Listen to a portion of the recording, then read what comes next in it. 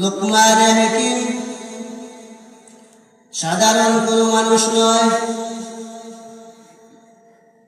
উনার নাম হইল লুকমান, উনার পিতার নাম হইল আনকা, উনার পিতার নাম হইল সাদুন, অর্থাৎ লুকমান বিন আনকা বিন সাদুন। এই লুকমান হাকিম সাধারণ কোনো মানুষ নয়। লুকমান হাকিম একজন অসাধারণ মানুষ। যে লুকমান হাকিমকে আল্লাহ দুইটা জিনিস দিয়েছিলেন, হিকমত এবং নবুয়ত। তিনি নবুয়ত নেন নাই, তিনি হিকমত নিয়েছেন। লুকমান হাকিম তার ছেলেকে ওসিয়ত করলেন। লুকমান হাকিম তার ছেলেকে ওসিয়ত করলেন। আল্লাহ রাব্বুল আলামিন এই ওসিয়তগুলো কুরআনে কারীমের মধ্যে আখিরি নবীর উম্মতের জন্য আল্লাহ একটা নসিহত হিসাবে কবুল করলেন। وَإِذْ قَالَ لُقْمَانُ لِابْنِهِ وَهُوَ يَعِظُهُ يَا بُنَيَّ لَا تُشْرِكْ بِاللَّهِ إِنَّ الشِّرْكَ لَظُلْمٌ عَظِيمٌ। লুকমান হাকিম তার ছেলেকে ওসিয়ত করেছেন কয়েকটি। এক নম্বর ওসিয়ত, লা তুশরিক বিল্লাহ, হে আমার সন্তান সাবধান, আল্লাহর সঙ্গে কাউকে শরীক করবে না। তুমি জানো না এই শিরিক হইল, আল্লাহর সাথে শরীক করা হইল জঘন্য মহাপাপ। শিরিক ছাড়া যত গুনাহ আছে আল্লাহ মাফ করে দেয়, কিন্তু শিরিক করলে আল্লাহ মাফ করে দেয় না। শিরিক করলে আল্লাহ মানুষকে মাফ করে দেয় না। শিরিক ছাড়া যত গুনাহ আছে সব গুনাহ তওবা করলে আল্লাহ মাফ করে দেয়।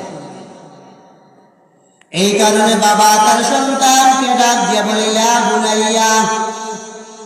আরবিতে ইবনু শব্দের অর্থ হইল ছেলে, আর বুনাইয়া শব্দ তসগীর। বুনাইয়ুন শব্দের অর্থ হইল হে আমার আদরের ছেলে।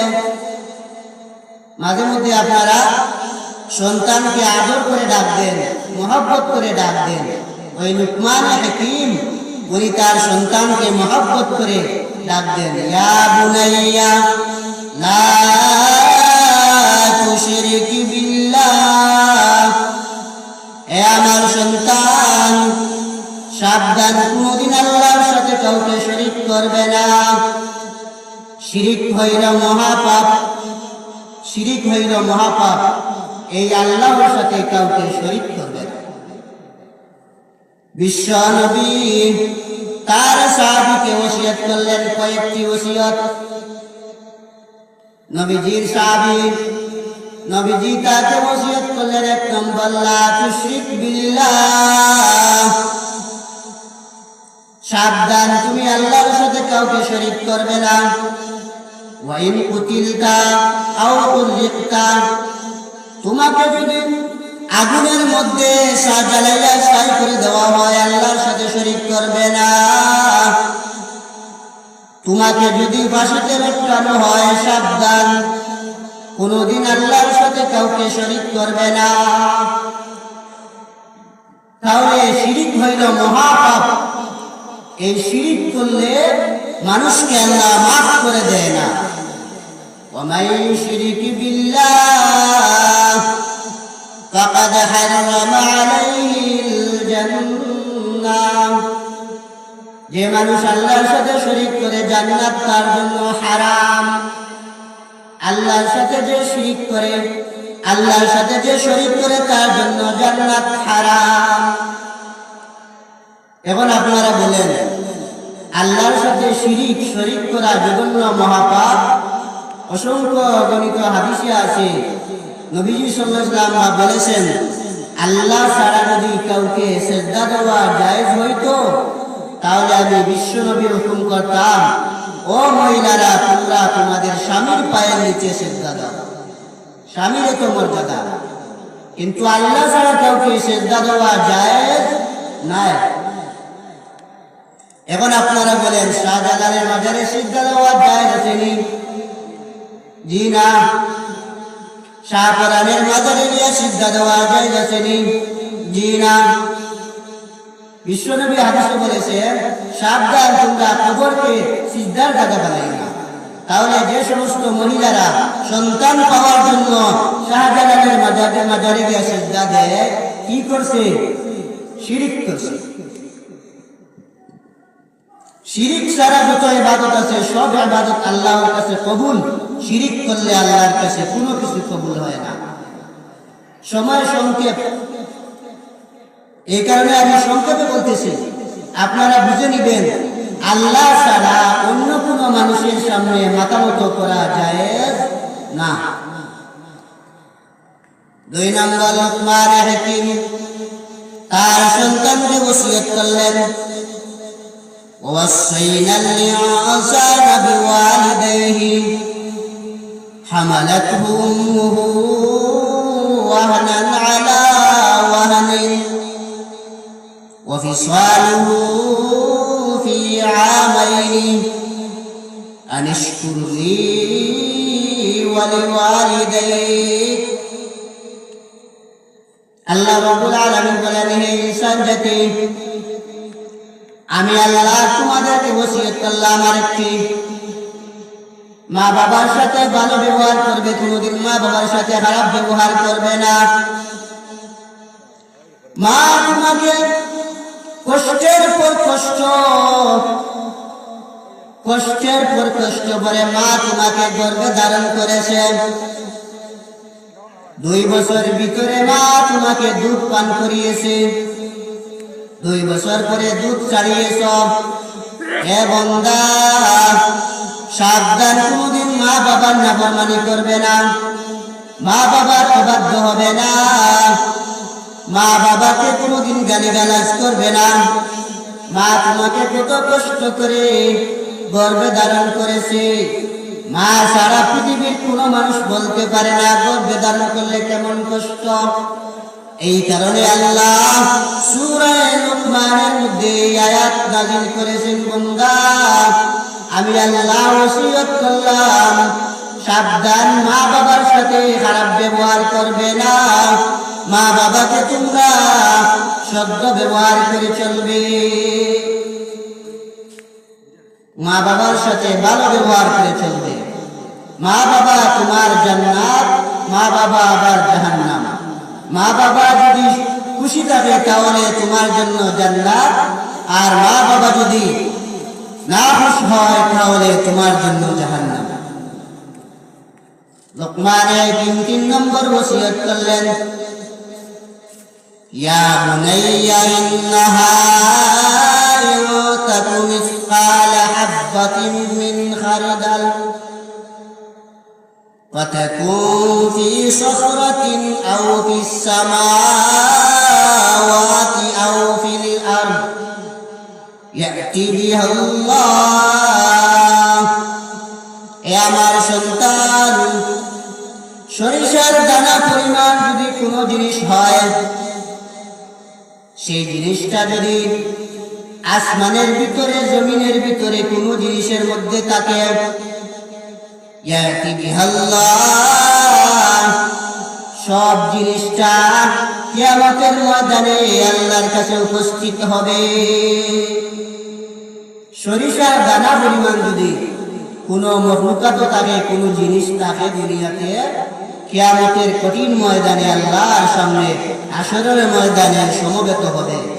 তাহলে বুঝেন, সব জিনিস আল্লাহর কাছে হাশরের ময়দানে সমবেত হবে। তাহলে লুকমান হাকিম এই ওসিয়ত করে এই কথা বুঝাইলেন, তুমি আখিরাতের সামান জোগাড় করো। 80 বছর 90 বছর হায়াত পেয়েছো, তুমি সামান জোগাড় করো। লুকমান হাকিম এই কথাটা তার সন্তানকে ওসিয়ত করলেন। 4 নম্বর ওসিয়ত করলেন, ইয়া বুনাইয়া আকিমিস সালাহ, হে আমার সন্তান, নামাজ কায়েম করো। 4 নম্বর ওসিয়ত করলেন আমার সন্তান, আমার আদরের আব্বু, আমার মায়ের সন্তান, তুমি নামাজ কায়েম করো। তাহলে আপনারা বলেন, লুকমান হাকিম তার সন্তানকে যখন ওসিয়ত করলেন নামাজ কায়েম করো, তাহলে আমরা যারা বাবা আছি ফজরের নামাজে সন্তানকে ডাকিয়া মসজিদে নিব কিনা? অবশ্যই নেওয়া লাগবে। লুকমান হাকিম যদি একটা সন্তানকে নামাজের ওসিয়ত করে, নামাজের অর্ডার করে, তাহলে আপনি আমি লুকমানের চাইতে প্রিয় মানুষ না। কিন্তু এই লুকমানের ওয়াজ থেকে, লুকমানের নসিহত থেকে আমরা এই কথা উপদেশ হাসিল করব যে কোনদিন বাবা মসজিদে যাব আর সন্তানকে ঘরে রেখে যাব, এটা হতে পারে না। তাহলে লুকমান হাকিম 4 নম্বর ওসিয়ত করলেন, আকিমিস সালাত, এ সন্তান নামাজ কায়েম করো, নামাজ কায়েম করো। বিশ্ব নবী হাদিস শরীফের মধ্যে বলেছেন, মান তারাকা সালাতান মাকতুবাতান মুতাআম্মিদান ফাকাদ বারিয়াত যিম্মাতুল্লাহ। ফরজ নামাজ যদি কোনো মানুষ ইচ্ছা করে ছাড়ে, তাহলে ওই মানুষটা আল্লাহর দায়িত্ব থেকে চলে যায়। অন্য হাদিসে আছে, ইচ্ছাকৃত যদি কোনো মানুষ ফরজ নামাজ ছাড়ে, তাহলে সে কুফরি করল। أول ما يحاسب به العبد يوم القيامة من عمله من صلاته। বিশ্বনবী বলেন, কিয়ামতের দিন সর্বপ্রথম নামাজের হিসাব নেওয়া হবে। নামাজ যদি সঠিক হয়, তোমার সব আমল সঠিক বলে গণ্য হবে। আর নামাজটা যদি তোমার সঠিক হয় না, তাহলে সব আমলের মধ্যে তোমার ঘাটতি দেখা দিবে। নামাজটা যদি সঠিক মতো তোমার হিসাব দিতে পারো, তাহলে আল্লাহ রব্বুল আলামিন নামাজের হিসাব দিতে পারলে আল্লাহ এই নামাজকে 5টি পুরস্কার দিবেন। শেষ নম্বর পুরস্কার হইল নামাজকে আল্লাহ বেলা হিসাব জান্নাতে প্রবেশ করাইবেন। নামাজকে আল্লাহ বেলা হিসাব জান্নাতে প্রবেশ করাইবেন। নামাজ পড়া হইল মানুষের দায়িত্ব। গরু ছাগল কুকুর মেকুরের কোনো, এগুলোর হিংস্র প্রাণীর কোনো দায়িত্ব নাই নামাজ পড়া। আল্লাহ আমাদেরকে বানিয়েছেন ইবাদতের জন্য। 5 নম্বর ওসিয়ত করলেন লুকমান হাকিম, ওয়া'মুর আহলাকা ওয়া'মুর বিল মা'রুফ ওয়ানহা আনিল মুনকার। হে আমার সন্তান, ওয়া'মুর বিল মা'রুফ, তুমি মানুষদেরকে সৎ কাজের আদেশ দিবে। ওয়ানহা আনিল মুনকার, অসৎ কাজে বাধা দিবে। ভালো কাজে মানুষকে আদেশ করবে, আর খারাপ কাজে মানুষকে তুমি বিরত রাখবে। খারাপ কাজ থেকে মানুষকে তুমি বাধা দিবে। তাহলে এই আয়াত দ্বারা কি বুঝায়? নামাজের মধ্যে বাড়ির কোনো মানুষ থাকলে মসজিদে ডাকাডাকি করা যাবে কিনা? পাশের ঘরের মানুষ ঘুমানো অবস্থায় আছে, আপনারও একটা দায়িত্ব আছে প্রতিবেশীর হক আদায় করা। প্রতিবেশীর হক হিসাবে আপনি মসজিদে ফজরের সময় নামাজে গেলেন, কিন্তু তাকে ঘুম থেকে জেগাইলেন না, আপনার দায়িত্ব আদায় হলো না। তাহলে প্রতিবেশীকেও আপনি নামাজের জন্য ডাক দিবেন। 6 নম্বর লুকমান হাকিম তার সন্তানকে 6 নম্বর ওসিয়ত করলেন, ওয়াসবির আলা মা আসাবাকা ইন্না যালিকা মিন আজমিল উমুর।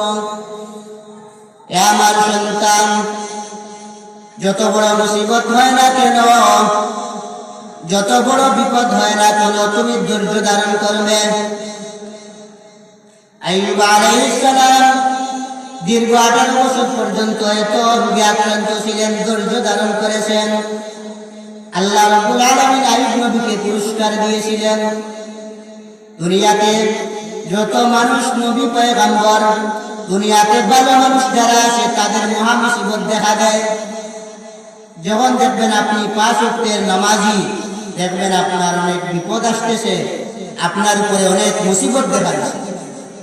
এইটা নামাজ পড়ার কারণে নয়, এটা হলো আপনার ইমানদার, আপনি আল্লাহর কাছে যে ইমানদারির পরিচয়, এই কারণে আল্লাহ পরীক্ষা স্বরূপ আপনাকে মুসিবত দিয়েছেন। মুসিবতে ধৈর্য ধারণ করা লাগবে। কোন মানুষের একটা সন্তান বাড়িতে মারা গেছে, কোন মানুষের একটা সন্তান ছোটবেলায় মারা গেছে, তাহলে কি করবে? আপনি ধৈর্য ধারণ করবেন। ধৈর্য ধারণ করলে আল্লাহ আপনাকে আখিরাতে অনেক সওয়াব দিবেন। ধৈর্য ধারণ করলে আল্লাহ আখিরাতে আপনার মর্যাদা বাড়িয়ে দিবেন।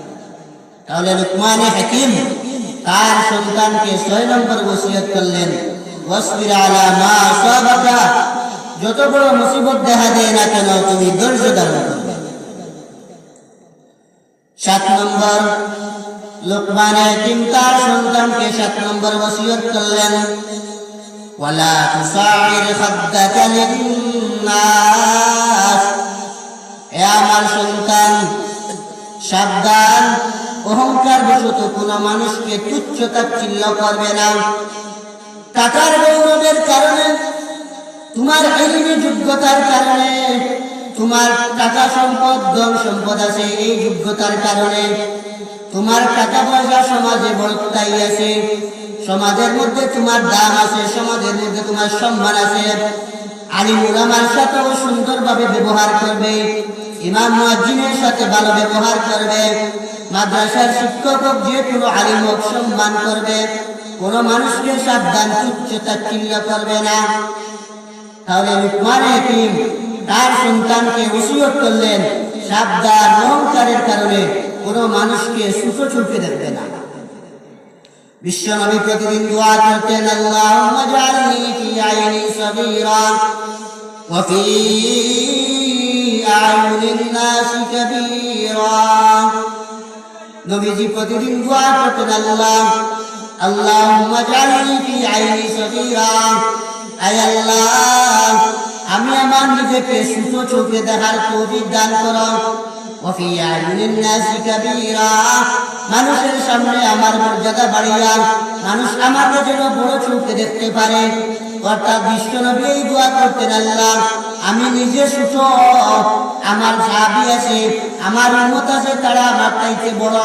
নবীজি তাদেরকে বড় মনে করতেন, নবীজি নিজেকে ছোট মনে করতেন, ছোট চোখে দেখতেন। নবীজি এই কথা মানতেন না, এই কথা নবীজি অন্তরে আনতেন না যে আমি রহমাতুল লিল আলামিন, আমার পাওয়া দুনিয়াতে আছে, এই কথা নবীজি কোনোদিন বলতেন না। নবীজি বলতেন, আল্লাহ আমি নিজেকে নিজের চোখে ছোট বানাইয়া দাও, আল্লাহ আমাকে তুমি মানুষের সামনে বড় বানাইয়া দাও। নবীজি প্রতিদিন দোয়া করতেন, আল্লাহুম্মা ইনি মিসকিনা ওয়া আমিতনি মিসকিনা ওয়াহশুরনি ফি যুমরাতিল মাসাকিন। নবীজি দোয়া করতেন, আল্লাহ তুমি আমাকে দুনিয়াতে মিসকিন অবস্থায় রাখো, গরিব অবস্থায় রাখো, দুনিয়াতে আল্লাহ তুমি আমাকে দুনিয়াতে মিসকিন অবস্থায় রাখো, মিসকিন অবস্থায় তুমি আমাকে মৃত্যুবরণ দিও, হাসরের ময়দানে আল্লাহ গরিব যারা আছে তাদের সাথে আমাকে তুমি হাসর করাইও। সুবহানাল্লাহ। নবীজি দোয়া করতেন, আল্লাহ আমাকে তুমি আমার নিজের চোখে ছোট বানাও, নিজের চোখে ছোট বানাও, বড়দের মানুষের চোখে আমাকে বড় বানাও। নবীজি গরিবদের সাথে হাসর হওয়ার জন্য দোয়া করতেন। বিশ্বনবী বলেছেন, গরিবরা ধনী মানুষের 500 বছর আগে জান্নাতে যাবে। সুবহানাল্লাহ। লুকমান হাকিম তার ছেলেকে 8 নম্বর ওসিয়ত করলেন, ওয়ালা তামশি বিল আরদি মারহা, এ সন্তান সাবধান, কোনদিন জমিনে চলাফেরা করার সময় অহংকার বশত জমিনকে ধাক্কা দিয়া জমিনে পা ধরে তুমি চলাফেরা করবে না। এমন ভাবে চলবে, একটা পিপিলিকা হাঁটাচলা করলে যেমন ভাবে বুঝা যায় না, জমিনে এমন ভাবে নম্র ভাষায় চলবে, নম্র ভাবে চলবে। সাবধান, টাকার গৌরবে, অহংকারের গৌরবে, সম্পদের গৌরবে তুমি জমিনে চলার সময় এমন জুড়ে তুমি জমিনকে আঘাত করিও না, লাথি মারিও না। সাবধান, সাবধান। এই সন্তানকে লুকমান হাকিম ওসিয়ত করলেন, লা তামশি বিল আরদি মারহা, জমিনের মধ্যে তুমি উদ্ধতভাবে বিচরণ করবে না। 9 নম্বর লুকমান হাকিম তার সন্তানকে ওসিয়ত করলেন, ওয়াকসিদ ফি মাশিকা, হে আমার সন্তান, দুনিয়াতে চলার সময় মধ্যম পন্থা অবলম্বন করবে। এমন তাড়াতাড়ি চলাফেরা করবে না, এমন ধীরে ধীরে চলাফেরা করবে না, এমন জোরে চলাফেরা করবে না, এমন দৌড় দিবে না, এমন তাড়াতাড়ি চলবে না, আবার এমন আস্তে আস্তে চলবে না, মধ্যম পন্থা অবলম্বন করে চলবে। বিশ্বনবী হাঁটার সময় এমন ভাবে হাঁটতেন, উপরের সিঁড়ি থেকে মানুষ নিচের দিকে গেলে যেমন ভাবে ঝুঁকিয়া ঝুঁকি হাঁটে, বিশ্বনবী এমন ভাবে ঝুঁকিয়া ঝুঁকিয়া হাঁটতেন। নবীজি আস্তে আস্তে পা ফেলতেন। নবীজি সাল্লাল্লাহু আলাইহি ওয়াসাল্লাম কোনদিন জমিনে তাড়াতাড়ি দৌড়াদৌড়ি করে চলতেন না। 10 নম্বর ওসিয়ত হইল লুকমান হাকিম তার সন্তানকে 10 নম্বর ওসিয়ত করলেন, ওয়াগযুজ মিন সাউতিকা ইন্না আনকারাল আসওয়াতি লাসাউতুল হামির। হে আমার সন্তান, সাবধান, দুনিয়াতে কোনদিন গলার কণ্ঠস্বর বাড়িয়ে আওয়াজ দিয়ে বড় গলায় কথা বলবে না। কথা বলার সময় তোমার আওয়াজ নিচু রাখবে, আওয়াজ উচ্চ স্বরে দিবে না। কথা বলার সময় তোমার আওয়াজের সাউন্ডটা কমাইয়া দিবে, এমন বড় করে কথা বলবে না। আমাদের সমাজে কিছু মানুষ আছে না, আসে না, অহংকার বশত টাকার বিনিময়ে মানুষের সাথে কথা বলার সময় গাত বুক করে। কিন্তু লুকমান হাকিম এই সন্তানকে ওসিয়ত করলেন, শুধু সন্তানকে ওসিয়ত না, গোটা আখির নবীর উম্মতের জন্য ওসিয়ত হিসাবে আল্লাহ কুরআনে কারীমে এই 10টি কথা আল্লাহ সূরা লুকমানে নাযিল করলেন। সুবহানাল্লাহ। তাহলে লুকমান হাকিম তার সন্তানকে 10টি ওসিয়ত করেছিলেন। আল্লাহ রাব্বুল আলামিন এই লুকমান হাকিমের দাম আল্লাহ বাড়িয়ে দিয়েছিলেন।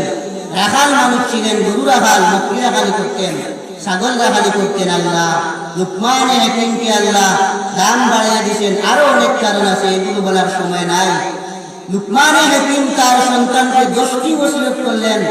এই কথাগুলো আল্লাহ আখির নবীর উম্মতের জন্য কুরআনে কারীমের মধ্যে একটি সূরা নাযিল করলেন, সূরা লুকমান। আল্লাহ রাব্বুল আলামিন এই ব্যক্তির দাম বাড়াইয়া আল্লাহ কুরআনে তার নাম অনুসারে আল্লাহ সূরা নাযিল করলেন, সূরা লুকমান। সুবহানাল্লাহ। তাহলে আমরাও যদি এইরকম ভাবে আমরা যদি লুকমান হাকিমের এই 10টা ওসিয়ত, এই 10টা নসিহত শুনে যদি আমরা আমল করি, আল্লাহ রাব্বুল আলামিন আমাদের সম্মান বাড়াইয়া দিবেন ইনশাআল্লাহ। লুকমান হাকিম তার সন্তানকে ওসিয়ত করেন নাই, গোটা আখির নবীর উম্মতকে এই কথাগুলো ওসিয়ত করলেন। আল্লাহ রাব্বুল আলামিন যেন আমাদেরকে আমল করার তৌফিক দান করেন। আমিন। ওয়া আখিরু দাওয়ানা আলহামদুলিল্লাহ।